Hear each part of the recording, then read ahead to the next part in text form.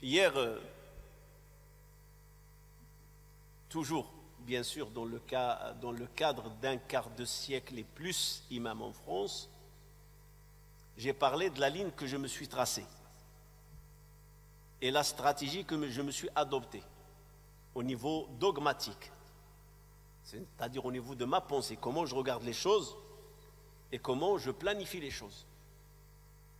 Et quand je dis planifier, je dois souligner une chose. Moi, je ne suis pas quelqu'un qui va s'asseoir et qui va prendre une feuille, il va établir une feuille de route. Voilà ce que je vais faire, et voilà ce que je vais faire, et voilà ce que je vais faire. Je ne suis pas de ce style. Je suis beaucoup dans l'improvisation. Et cela ne veut pas dire que mes idées ne sont pas claires. Non, mes idées sont claires. Je m'oriente vers Allah subhanahu wa ta'ala. Je sais ce que je veux et je laisse Allah me guider. Je laisse Allah subhanahu wa ta'ala me montrer la voie. Et je laisse Allah subhanahu wa ta'ala être la lumière si je suis son serviteur et que si je cherche à servir sa religion, Allah subhanahu wa ta'ala va m'éclairer. C'est ma conviction. Et cela ne veut pas dire que je passe comme ça par tâtonnement. Non, il n'y a pas de tâtonnement dans la vie. Mais par contre, je ne suis pas quelqu'un qui planifie 1, 2, 3. Je vous ai dit ça hier, je n'aime pas les règles. 1, 2, 3, 4, 5, je n'aime pas cela. Mais je sais ce que je veux. C'est ma nature. Et je pense à ce que je veux. Et je n'établis pas une feuille de route. Et c'est sur ce point-là que je vais parler aujourd'hui. Alors, ce que j'ai dit hier, tout en se basant sur un livre qui m'a beaucoup influencé. Et Allah subhanahu wa ta'ala sait que ce livre, si je ne l'ai pas lu, le livre d'Al-Maqasid, les finalités de Chatibi, une dizaine de fois, c'est peu. Je l'ai lu beaucoup de fois et je le relis. Je ne parle pas de tout le livre, parce que le livre, c'est 4 tomes. Je parle du volume Al-Maqasid. Ce livre-là, plusieurs fois je l'ai lu. Et ce qui m'a facilité sa lecture, c'est la maîtrise, le master de Dr Ahmed Raysouni. Ahmed Raysouni, si j'ose dire, il l'a vulgarisé. Et j'ai pu obtenir sa thèse quand j'étais au Canada. Elle m'a permis de mieux comprendre les finalités. Et même j'en ai fait des conférences sur ce sujet à Montréal, à Sherbrooke et à Ottawa. Et j'ai parlé de ce livre-là parce qu'il m'a beaucoup fasciné. Et c'est ce livre-là qui va m'aiguiller. Pas au niveau usul, au niveau sharia. Je ne suis pas à ce niveau-là. Mais il va m'aiguiller comment je vais transposer la pensée de Chatibi sur la réalité de ce que je suis en train d'exercer, la imama. Parce que Chatibi, dans son livre Al-Maqasid, le tome qui parle de Maqasid, les finalités, où je vous ai dit, il a parlé le premier point. Quels sont? Pourquoi le législateur a instauré la législation? Pourquoi la charia? Pourquoi cette religion? Bon, donc moi j'ai changé la formule. La priorité dans l'éducation, dans l'enseignement, dans la feuille de route de l'imam, ou le prédicateur, s'il doit travailler, il doit travailler d'abord sur la base. L'islam, pourquoi? Qu'est-ce que ça représente? La religion en général, en allant de Adam jusqu'à Mohammed, sallallahu alayhi wa sallam, c'est ce que j'ai dit hier. La deuxième chose, la simplicité du message. Et la troisième chose, c'est ce soir, la question du temps, la question du calendrier. Comment gérer le temps? Est-ce que moi ou toi, musulman, tu possèdes le contrôle sur le temps?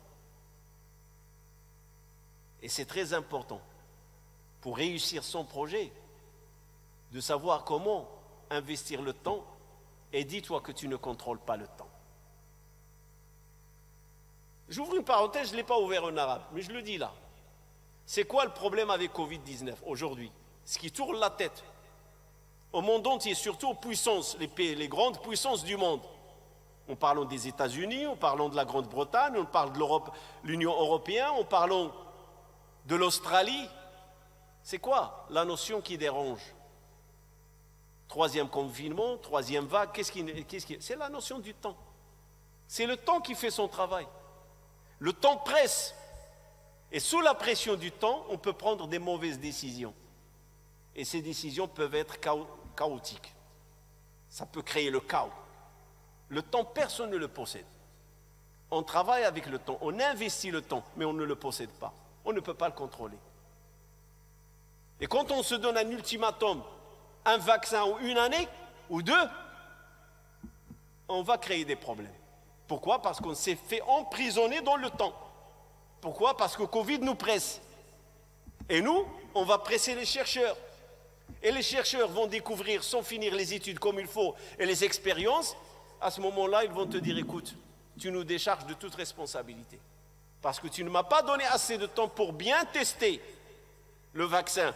Tu ne m'as pas donné assez de temps pour bien le tester, pour bien l'expérimenter sur les souris, sur les rats, et observer sur des animaux pendant 3 ans, 4 ans, 5 ans, pour que je puisse te dire, après 5 ans, 6 ans, ce vaccin, sa fiabilité est à 90%, aucun risque, et les effets secondaires sont d'ordre minimum. Parce que tu m'as pressé. Et c'est ce qui arrive aujourd'hui. On entend parler. Je prends seulement cet exemple pour dire que personne ne peut gérer le temps comme il veut. On investit le temps, on travaille avec le temps, on manipule le temps, mais on ne peut pas le contrôler. Pourquoi on ne peut pas le contrôler? Allah, il a instauré la règle comme ça. Tu ne peux pas le contrôler. Aujourd'hui, les agriculteurs ne peuvent pas contrôler les fruits. À quel moment ils vont les récolter? Tout dépend de la température et tout dépend de la saison de la saison d'automne et d'hiver. Là, aujourd'hui, on parle déjà des arbres qui ont fleuri. Les cerisiers, les pêchiers, ils ont fleuri. Anormal. Fin février, déjà, ils ont fleuri. Personne, aucun agriculteur ne possède le temps pour les contrôler. Aucun. Alors, je vais vous raconter une anecdote. Juillet 2017, j'étais dans un train venant du nord pour Montpellier. Le train, il s'arrête à Lyon, dans le temps. Le contrôleur passe et je lui pose la question. Est-ce que le train sera à l'heure à Montpellier? Le contrôleur, il me répond d'une façon hautaine, jamais nos trains ne sont en retard et il sera à l'heure. Et wallah, je vous le jure, 5 minutes après, on annonce qu'il y a un problème et que le train aura un retard de 2 heures. Uqsim billah. Que 5 minutes après. Et le contrôleur, il est passé à côté de moi, il a baissé sa tête. Je lui ai posé la question, et ce n'est pas dans mes habitudes de poser la question, parce qu'il est à temps à Lyon. Mais j'ai dit, tiens, je vais juste, par curiosité, lui poser la question. Et je lui dis, est-ce que le train sera dans le temps à Montpellier, sachant qu'il était dans le temps à Lyon? Et il m'a dit, jamais nos trains ne sont en retard. Il était fier. 5 minutes après une annonce, on aura un retard de 2 heures.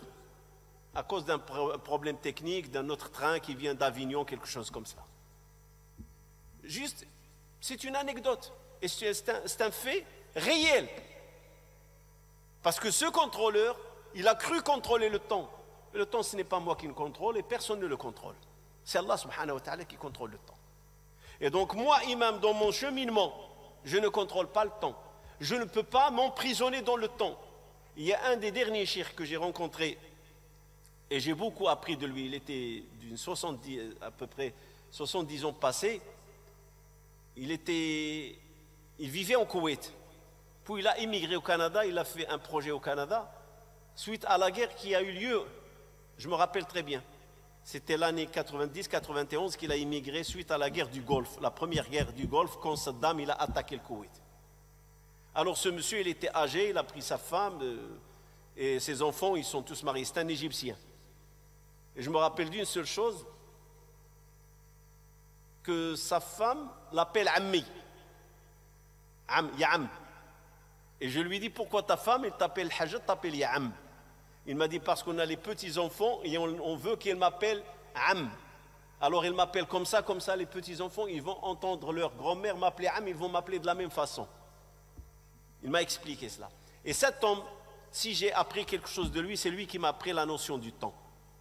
C'était un homme d'affaires et un homme de religion et de science aussi. Il a étudié Sharia. Mais il a ouvert une entreprise, une imprimerie en Koweït. Puis il est venu immigrer au Canada. Et il m'a enseigné une chose. Parce qu'il y avait un frère qui avait un problème avec sa femme et la question du hijab. Et ce frère, il faisait pression sur sa femme. Il lui dit dans une semaine ou dans deux, je ne me rappelle pas, tu dois mettre ton hijab. Et on est parti. Je lui dis, tiens, on va voir tel. Il a de la sagesse parce que je lui ai déjà parlé. J'ai beaucoup appris de lui.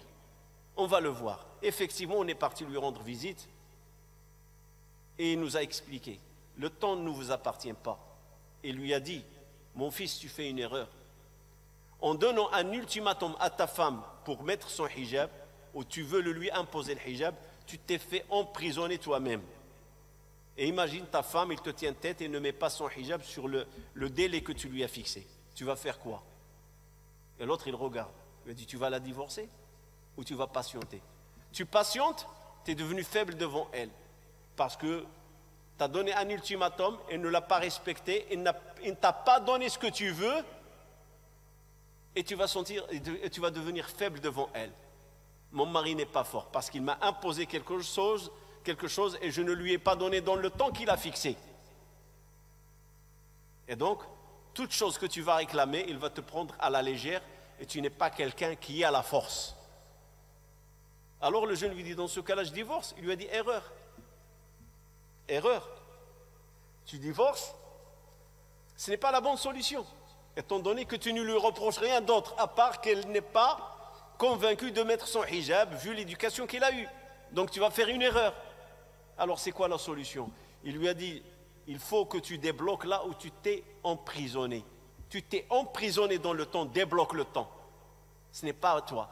Et aie le courage de reconnaître à ta femme que tu as fait une erreur en fixant un ultimatum, mais reste sur ta réclamation. J'aimerais bien que tu portes le hijab. Alors je te donne le temps pour y réfléchir. Sans fixer un plafond, sans fixer un temps. Parce que tu ne le gères pas et tu ne le commandes pas. Alors le da'iya, quand il fait sa feuille de route, il dit voilà ma da'wa, voilà mon cheminement. Il ne doit pas s'emprisonner dans le temps. Il ne doit pas s'emprisonner dans le temps. Parce qu'il va perdre sa crédibilité. Et au-delà de perdre la crédibilité, c'est le doute qui va s'infiltrer dans son cœur et dans le cœur de ceux qui sont autour de lui, qui lui ont fait confiance. Je me rappelle en 2006, 2 événements que je vais vous citer. Et vous pouvez retourner sur Cheikh Google, il va vous les confirmer. En 2006, dans un pays musulman, il y a un grand cheikh d'une tariqa. Il a dit 2006, et si vous savez ce que ça veut dire 2006, il était convaincu, suite à une vision, que 2006, il y aura un changement dans ce pays ou dans les pays musulmans. On est en 2021. 15 ans après, aucun changement. À part le printemps arabe qui est arrivé en 2011, 5 ans après. Et puis, il y a le contre-printemps arabe et on voit la situation aujourd'hui, qu'est-ce qu'elle est. On est en 2021, rien n'a changé, les choses se sont aggravées. Ça, c'est en 2006.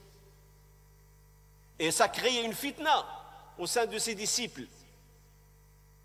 Ses élèves, ceux qui le suivent, il y en a carrément qui ont quitté le groupe. Pourquoi? Parce que ça l'a discrédité. Il a perdu sa crédibilité. Il a créé le doute dans ses disciples. Donc notre cheikh n'est pas l'auteur. Il annonce 2006 et il nous confirme qu'il y aura le changement. Il n'y a eu aucun changement.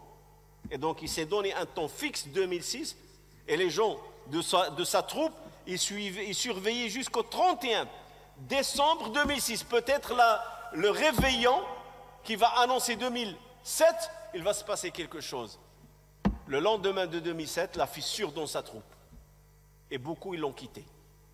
Et ça crée une grande fitna.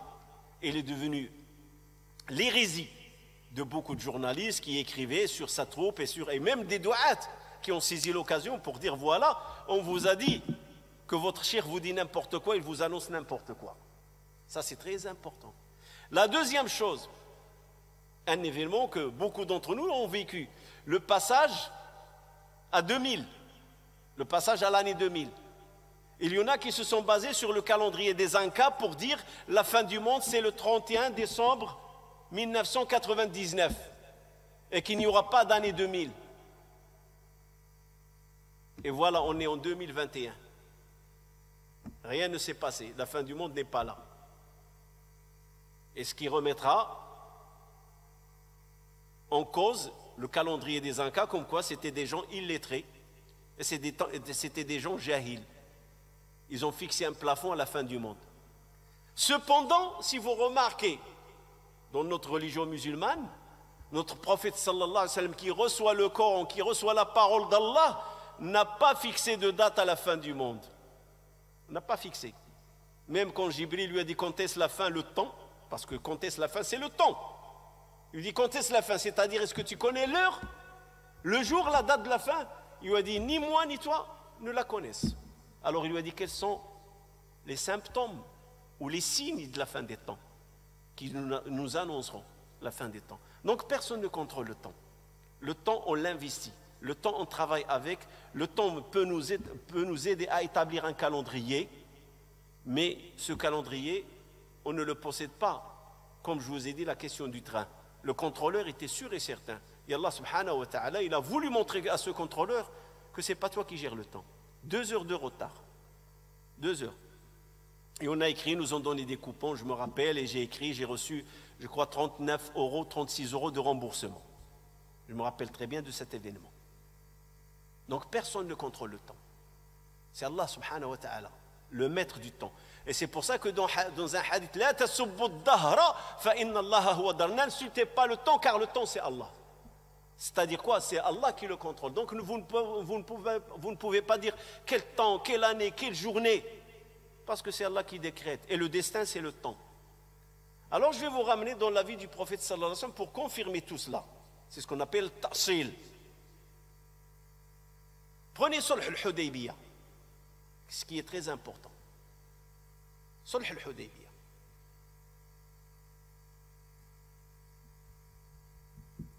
Le pacte de l'Hudaybiyah, ou l'accord de l'Hudaybiyah, la grande partie des Sahaba, ils étaient contre.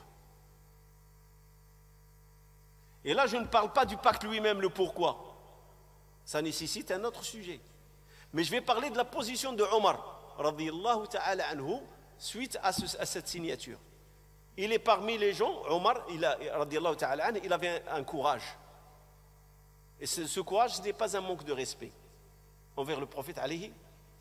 Même on peut dire Omar, c'était le porte-parole de certains compagnons qui n'osaient pas parler devant le prophète. Et Omar, c'est un homme de science, il veut comprendre. Et quand on veut comprendre, il ne faut pas qu'on soit gêné de poser des questions.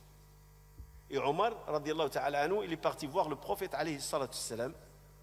et il lui a dit, suite à la signature, sommes-nous dans la droiture ou non? Il lui a dit oui. Et eux, ils sont dans l'égarement? Le prophète sallallahu alayhi wa sallam lui dit oui.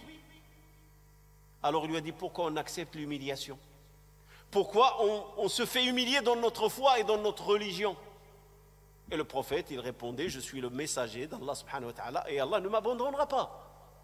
Et puis Omar il dit au prophète sallallahu alayhi wa sallam, prophète d'Allah, tu m'as promis qu'on va visiter la maison d'Allah et qu'on va faire la circumambulation et qu'on va adorer Allah.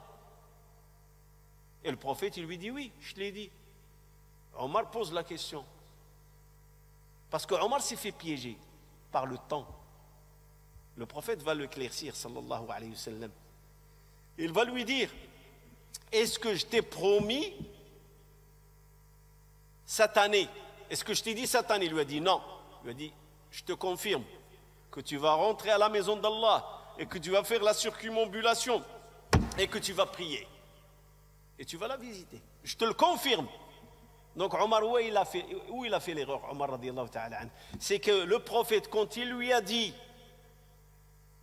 j'ai fait un rêve, il l'a dit à tous les compagnons, laqad sadaqa Allahu rasulahu ar-ru'ya bil haqq, j'ai fait un rêve, ça c'est avant la signature du pacte, et Allah subhanahu wa ta'ala la confirme dans sourate al-Fath, la conquête.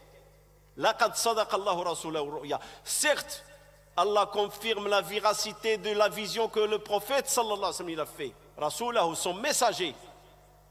La vision qu'il a fait le prophète sallallahu alayhi wa sallam, c'est qu'il est en train de faire le tawaf et les cheveux rasés avec ses compagnons qui se sont rasés les cheveux. Laqad sadaqa Allahu rasulahu ar-ru'ya. Et donc il a annoncé la vision à ses compagnons. Et il y en a qui ont déduit, comme Omar radiyallahu ta'ala anhu, que ça va être cette année. Et donc quand ils sont sortis pour aller vers Mecca, donc Omar il était convaincu que c'est cette année qu'il va faire la Umrah, le petit pèlerinage. Et il s'est vu repousser. Sahaba, le prophète sallallahu alayhi wa sallam en premier, repoussé de retourner chez eux, et ils la feront l'année prochaine. C'était dans l'accord. Vous allez revenir l'année prochaine. Omar est rentré dans le piège du temps. Il n'a pas tenu ou retenir, il n'a pas seulement retenu la prophétie, mais il lui a donné un cadre de temps. Et le prophète lui a dit, je te confirme. Il a signé et je te confirme que tu vas rentrer. Et effectivement, l'année d'après, ils sont rentrés à Al-Kaaba et ils ont fait leur Umrah. Deuxième exemple, pour vous dire le temps, personne ne le gère. On l'investit, mais personne ne le contrôle plus précisément. Et combien de trains il a eu des retards et combien d'avions ils ont eu le retard. Et combien de plans a été planifié et Covid, il a tout fait chuter, tomber à l'eau. Combien? Des calendriers qui sont tombés à l'eau. Des rendez-vous suite à Covid, combien de personnes appelaient les rendez-vous annulés, repoussés? Personne ne le voit. Parce que le contrôle du temps, c'est le contrôle du destin. Et qui contrôle le destin? Et ça fait partie des piliers de la foi. Personne. Alors à l'époque de Mecca, l'époque mécoise, Allah subhanahu wa ta'ala, il a fait descendre un chapitre. Ce chapitre, c'est quoi? Al-Qamar, la lune. Les Qurayshites, ils ont interpellé le prophète sallallahu alayhi wa sallam. Si tu es vraiment messager d'Allah, montre-nous un signe. C'était la nuit, le prophète il a pointé la lune et la lune s'est fissurée. Il a fait comme ça, la lune s'est fissurée. Et d'ailleurs, aujourd'hui, la science confirme, dans une chaîne de montagnes sur la lune, on voit qu'il y a un décalage. C'est comme si quelque chose qui a été séparé puis été remis, mais avec un petit décalage entre les sommets des montagnes et entre la chaîne de montagnes qui a été coupée en deux. Il ne s'est pas remis comme elle était dans l'état initial. C'est une signature divine pour que la science le découvre et que la science parle d'un tremblement qu'a subi la lune et qui a fait décaler la même chaîne de montagnes. Il a été décalé. Dans ce chapitre, Allah subhanahu wa ta'ala, vers la fin, il dit Sayuhzamul jam'u. La troupe va subir la défaite. Wa yuwalluna ad-dubur, ils vont prendre la fuite, ils vont tourner leur dos. Certes, bal as-sa'atu maw'iduhum. Certes, la fin, c'est leur rendez-vous. Allah subhanahu wa ta'ala leur a donné un rendez-vous. Wa as-sa'atu adha wa amar. Et ce qu'ils vont subir à la fin, c'est pire et beaucoup d'amertume. Et pire et avec beaucoup d'amertume. Omar, encore une fois, il dit quand on a reçu ce verset, ce chapitre qui est mécois, il dit, et Omar il a embrassé l'islam à la 5e année. Donc je peux présumer que ce chapitre il a été révélé dans la 5e ou après la 5e, 6e jusqu'à 13. Donc au moins, il y a 9 ans de différence entre ce chapitre et la bataille de Badr. Au moins il y a 9 années. Et Omar il dit, quand ce chapitre nous a été révélé, je me suis dit, quelle troupe qui va perdre et quelle troupe il va prendre la fuite? C'est pas qu'il remet en question, mais il dit quand est-ce que ça peut arriver? Vous savez pourquoi? Parce que le contexte dans lequel ça a été révélé, c'était un contexte de faiblesse. Si à peine quelqu'un peut sortir un cas parmi les croyants, faire 2 rak'at en discrétion. Et s'il veut qu'on lui fasse pas mal, il faut qu'il soit escorté par ses frères. Ils ne peuvent même pas lever le son et le temps en parlant du Coran ou le lire. Et Omar il dit mais comment? Comment? Et le Coran leur annonce à cette période, 9 ans au maximum et 3 ans au minimum la défaite de Badr. Il l'annonce. Et Omar se pose la question, quand est-ce que ça va arriver? Et vous savez, ce qu'on appelle les annonces, prémonitoires, on les oublie. C'est la règle. Je peux t'annoncer quelque chose prémonitoire et tu vas l'oublier. Dans le temps, tu vas l'oublier. Tu ne t'en rappelleras que le moment où tu vas voir la réalisation. Tu vas dire, ah oui, ça m'a été annoncé. Je viens de me rappeler. Toutes les annonces prémonitoires, on les oublie. Et c'est l'événement et le déroulement de l'événement qui nous font rappeler les choses. Et Omar, il va oublier ce verset. Arrivé à la bataille de Badr, et à la fin de la bataille, effectivement, les Quraysh vont subir une défaite cuisante, et ils vont prendre la fuite, et ils vont perdre beaucoup de leurs leaders et de leurs chefs. Le prophète, il va commencer à tourner le corps de leurs chefs, comme Abu Jahl et le reste, et il va lire ce verset. La troupe va subir la défaite, ils vont prendre la fuite, ils vont s'évader, ils seront des lâches. Et Omar, il dit, par Allah, c'est comme si ce verset vient d'être révélé à l'instant. Et je me suis rappelé, quand le prophète, il a reçu ce verset, je disais, quelle troupe qui va subir la défaite? C'est-à-dire, quand ça va se passer? Ils vont prendre la fuite, étant donné qu'on était dans une phase de faiblesse. Mais le prophète n'a pas fixé. Je vous ai dit, le minimum c'est 9 ans. Le maximum c'est 9 ans, le minimum c'est 3 ans. Entre le verset et la réalisation de la bataille de Badr. Qui gère ce temps? Personne. Et c'est pour ça qu'on ne trouve pas dans le Coran la fin des temps, quand est-ce. Le personnage d'Al-Mahdi, que beaucoup les musulmans parlent d'Al-Mahdi. Personne ne peut dire quand est-ce le Mahdi. Personne. Il n'y a pas en islam un calendrier fixe des événements, des grands événements qui vont venir. Il n'y a pas. Vous savez pourquoi? Parce qu'Allah nous demande de travailler. Le résultat, ça ne nous concerne pas. Travaille, entreprends les moyens, tu as un cadre, respecte les règles, tes moyens doivent être légitimes, licites, et laisse le résultat à Allah subhanahu wa ta'ala. Le résultat appartient à Allah. Et d'ailleurs, à la bataille de Khandaq, une autre bataille, quand il y a eu le grand rocher qui a bloqué la creusée, ils ont interpellé le prophète sallallahu alayhi wa sallam, parce que personne n'a osé. Il n'a eu la force de briser ce rocher. Et le prophète, Allah subhanahu wa ta'ala, lui a donné la force pour. Il a dit Bismillah, Allahu Akbar. Le premier coup, il a dit Allah subhanahu wa ta'ala m'a donné la conquête de l'Yémen. Il donne un deuxième coup, Allah subhanahu wa ta'ala m'a donné la conquête des cités de l'empire perse, Kisra. Et il donne un troisième coup jusqu'à ce qu'il y ait des étincelles chaque fois qui apparaissent comme du feu. Il dit Allah subhanahu wa ta'ala m'a donné la conquête du Levant, c'est-à-dire Sham, Hercule, Héraclès. Mais quand? Rien. Aucun hadith nous donne une datation, si vous me permettez, ou un calendrier fixe, si vous permettez, d'un tel événement ou d'une telle chose ou d'une telle. Alors, toi qui es prédicateur, toi qui es imam, voilà, c'est comme ça que j'ai regardé les choses, moi. Chaque fois qu'il y a eu des événements, et ça vous savez à la bataille de Khandaq, où les Sahaba vont être encerclés par les polythéistes qui vont venir pour prendre revanche sur Uhud. Ils vont vouloir humilier le prophète sallallahu alayhi wa sallam dans sa ville, Médine. Et pendant ce temps-là, que Sahaba, ils ne savent pas quel sera le sort et que cette bataille va aboutir à quoi? Ils ne savent pas. Est-ce qu'on va gagner? Est-ce qu'on va perdre?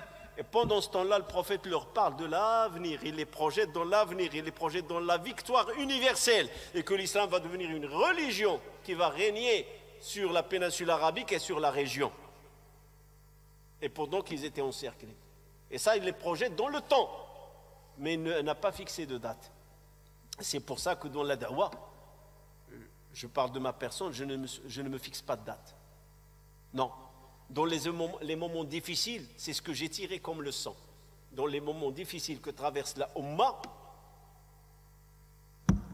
je retourne toujours vers le comportement du prophète sallallahu alayhi wa sallam. C'est dans ces moments difficiles que je parle des choses positives que le prophète, par exemple, sallallahu alayhi wa sallam, il a dit, cette religion atteindra l'est et l'ouest, du lever du soleil jusqu'au coucher du soleil. Le lever du soleil, c'est le Japon, et le coucher, c'est les îles Hawaï. C'est ça le lever et le coucher, c'est connu. Les heures commencent au Japon, et ils finissent, les 24 heures, ils finissent aux îles d'Hawaï. Et après, c'est reparti. C'est reparti.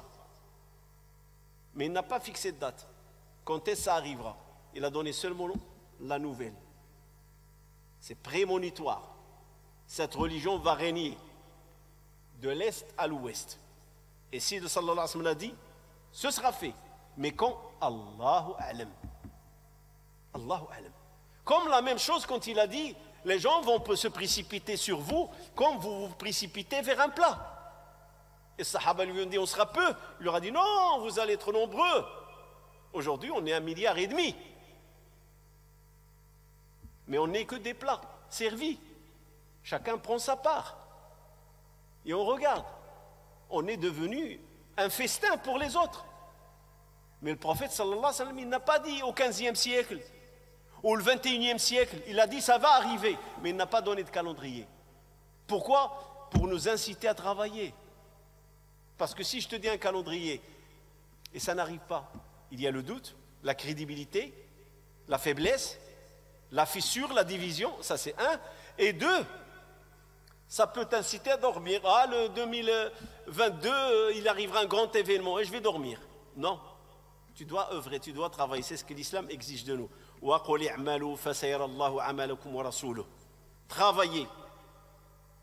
Et Allah subhanahu wa ta'ala, je retourne sur le départ quand il dit, et moi je vous dis, je vais prendre le verset d'Allah subhanahu wa ta'ala, quand je dis il faut travailler sur les bases, un frère il m'a dit quelles sont les bases? J'ai dit d'abord une des bases sur laquelle il faut travailler, c'est travailler qu'on est une seule ummah. Et évitons ce qui peut nous diviser. On est une seule ummah.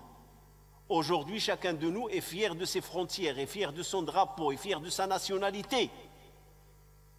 Et ça ne pourra que nous diviser. Soyons fiers de ce qui nous rassemble.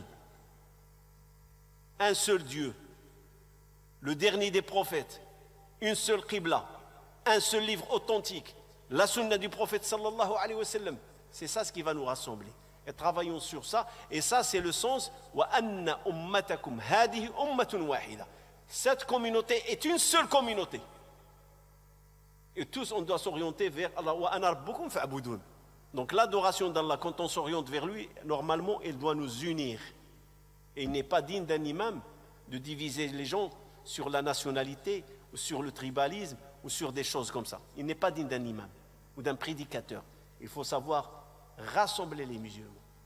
Et que je ne me donne pas avec un langage simple, et que je ne me donne pas un calendrier, et que je ne me donne pas telle date, je vais réussir. Non. J'aimerais clôturer en parlant du projet Aïcha. C'est un bon exemple de la question du calendrier du temps. Quand on s'est installé ici en 2014, on s'est installé, on a dit le mois de Ramadan, on s'est fixé un calendrier, on s'est fixé un temps, mois de Ramadan et on part. Allah subhanahu wa ta'ala nous a motivés. Tout appartient à Allah. Et on a signé le bail, un bail de 369 avec le propriétaire. Et aujourd'hui, 7 ans après le Ramadan qui va venir, c'est le 8e. Allah subhanahu wa ta'ala est témoin. Chaque fois qu'on ramasse l'argent, parce qu'on a annoncé un projet, on n'a rien sous la main. Ça, c'est la certitude en Allah subhanahu wa ta'ala. Pas par tâtonnement, c'est pas on veut baratiner les gens ou les bluffer, non. On veut un projet dans le secteur de Gare au Sud. Mais on n'avait pas. Il y avait un local, son propriétaire, il demandait 1,2 million. Ah, c'est avec ce local qu'on a commencé. Puis il y avait un autre local qui est sur la rue de la Castelle, qui était à 1,6 million, 1,8 million. Même on l'a visité, on l'a filmé, le propriétaire nous l'a ouvert. Et on ramassait l'argent. Et à chaque Ramadan, on annonce et on dit aux gens, on veut 1 million. Et quand les gens viennent me voir, allez, vous êtes arrivés où? Je dis le million. Il y aura le million, il y aura l'achat. Pas de million, pas d'achat actuellement. Et chaque fois que la somme augmente, et chaque fois que mon cœur se serre, Même certains moments, je ne vous le cache pas, quand on a dépassé les 700 000, c'était difficile pour moi de dormir. Parce que j'ai des comptes à rendre à ces gens-là qui nous ont fait confiance et qui nous ont donné et qui nous ont soutenus. Que ce soit pour payer le loyer ou que ce soit pour créer un projet. Il y avait des gens qui étaient ambitieux avec nous et ils le sont encore. À 700 000, ça commence un traumatisme psychologique. On n'est pas loin du million. Mais la clé ici, c'est quoi? C'est qu'on n'a pas fixé de plafond, de calendrier. On ne disait pas aux gens, on veut acheter en 2017, on veut acheter en 2018. On leur dit, si la somme elle est là, on achète. La seule chose qu'on s'est fixé, c'est le défi d'1 million. Mais on ne s'est pas fixé un calendrier. On était ambitieux que ce soit le plus vite possible, mais on ne s'est pas donné une date. Parce que si on s'est donné une date, on n'a pas la somme, les gens ne veulent pas regarder la somme. Les gens vont regarder la date, vous nous avez dit, 2018, vous allez acheter. Vous n'avez pas acheté, vous êtes des menteurs. Vous n'êtes pas des gens sérieux. Parce qu'il y en a qui sont méchants, qui n'hésiteront pas à dire que vous êtes des menteurs. Et d'autres, ils seront plus doux, ils vont dire, vous n'êtes pas crédibles. Alors, ce qu'on s'est fixé, c'est la somme. Et Allah subhanahu wa ta'ala, effectivement, arrivé à 1 million, Allah nous a débloqué l'achat. Et on a acheté à peu près 1,2 million aujourd'hui. C'était un soulagement. Là, maintenant, certains disent, qu'est-ce qui en est? Ah, on ne sait pas, c'est entre les mains de l'architecte. Et on ne sait pas qu'est-ce qui en est. Et je ne peux pas dire, à 2025, ça va être fait et le projet se sera concrétisé. Peut-être avant, peut-être à 2025, peut-être après. Je ne me fixerai pas un calendrier. Et je ne soulèverai pas le défi de dire, telle date, le centre sera prêt. Parce qu'il y a des facteurs qui ne dépendent pas de moi. Et le temps ne dépend pas de moi. Et il y a des décisions qui ne dépendent pas de moi, ni de nous. C'est Allah subhanahu wa ta'ala qui décidera. Mais par contre, nous, on soulève un seul défi. C'est qu'on va construire, Inch'Allah, si Allah le veut. Ça, c'est notre défi. On veut la réalisation de ce projet. On veut qu'il voit le jour. Mais dans combien de temps? Dans 2 ans? Dans 3 ans? Dans 4 ans? Dans 5 ans? Wallahi, je ne sais pas. L'essentiel, c'est qu'on a acheté. Et l'essentiel, c'est qu'on est ambitieux. Et l'essentiel, c'est que le défi est toujours là, créer le centre Aïcha. Subhana rabbika rabbil izzati amma yasifun.